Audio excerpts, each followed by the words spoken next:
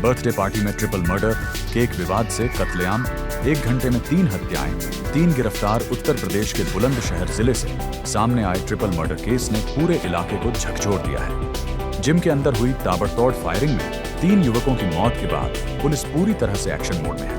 मामले की गंभीरता को देखते हुए अब तक 3 आरोपियों को गिरफ्तार कर लिया गया है, जबकि बाकी की तलाश में लगातार छापेमारी चल रही है। माहौल तनावपूर्ण है और अंतिम संस्कार के दौरान शांति बनाए रखने के लिए भारी पुलिस बल तैनात किया गया है। ये सनसनीखेज वारदात बुलंदशहर के खुर्जा क्षेत्र के सुभाष रोड स्थित एक जिम में शनिवार रविवार की रात हुई। जानकारी के मुताबिक जिम में एक जन्मदिन की पार्टी चल रही थी। इसी दौरान दोस्तों के बीच केक चेहरे पर लगाने को लेकर हल्की कहासुनी हो गई।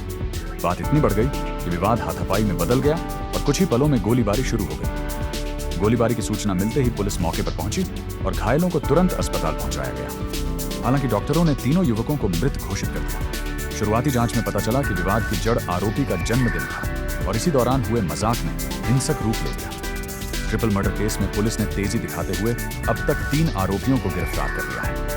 मेरठ जोन के एडीजी भानु भास्कर ने बताया कि बाकी आरोपियों की तलाश के लिए 8 पुलिस टीमें लगातार दबिश दे रही हैं। पुलिस का दावा है कि सभी आरोपियों की पहचान कर ली गई है और जल्द ही उन्हें भी पकड़ लिया जाएगा। जांच के दौरान पुलिस ने मौके पर मौजूद कई लोगों के मोबाइल फोन जब्त किए हैं। इसके साथ ही आसपास लगे सीसीटीवी कैमरों की फुटेज भी खंगाली जा रही है। इन तकनीकी सबूतों के आधार पर पूरी घटना की कड़ियां जोड़ी जा रही हैं, जिससे आरोपियों तक पहुंचने में मदद मिली है। मेरठ जोन के डीआईजी कलानिधि नैथानी खुद बुलंदशहर में डेरा डाले हुए हैं। वह देर रात से मामले की लगातार मॉनिटरिंग कर रहे हैं। पुलिस प्रशासन का पूरा फोकस इस बात पर है कि किसी भी हालत में कानून व्यवस्था न बिगड़े और दोषियों को सख्त सजा दिलाई जा सके।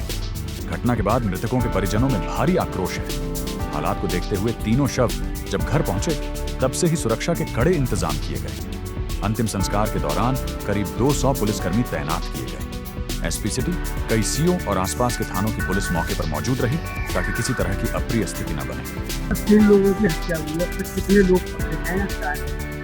ये कोतवाली खुर्जा नगर में बुलंदशहर में कल मतलब 25/26 के रात्रि में लगभग 10:30 बजे ये सूचना प्राप्त हुई कि अमरदीप, आकाश और मनीष, वो तीनों जो है यहाँ पे अमरदीप, मनीष और आकाश, ये तीनों जिम में थे। तो यहाँ पे किसी जीतू नाम के लड़के का जन्मदिन में किसी बात पे विवाद हो गया। विवाद होने के कारण से विवाद बढ़ता चला गया। उसके बाद उसमें जो है अभी तक से जो सूचना प्राप्त हुई है उसमें गोली चली। इसमें 3 व्यक्तियों की जो मृत्यु हो गई, अमरदीप की, मनीष की और आकाश की। ये पहले से ही एक दूसरे से खूब परिचित थे और इसमें जो है तत्कालिक रूप से यहाँ के स्थानीय चौकी प्रभारी, थाना प्रभारी, हमारे सीओ, एडिशनल एसपी और साथ में हमारे डीआईजी साहब मौके पर आ गए। मौके पे गहनता से किया गया। लगभग 3 लोगों को गिरफ्तार कर लिया, लेकिन अभी 8 टीमें और काम कर रही हैं और बाकी लोगों की कार्रवाई कर रही है। हमारी फॉरेंसिक टीम मौके पे आ गई है।